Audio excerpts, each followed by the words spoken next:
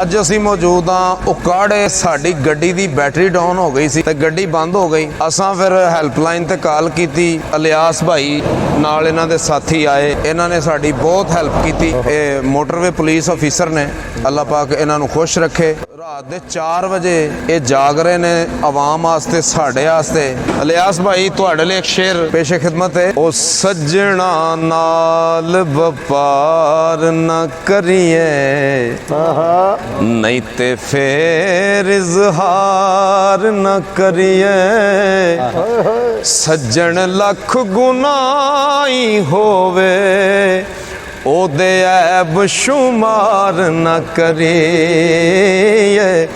ਸੱਜਣ ਭਾਵੇਂ ਬਣ ਜਾਏ ਦੁਸ਼ਮਣ, ਉਹਦੇ ਉੱਤੇ ਵਾਰ ਨਾ ਕਰੀਏ।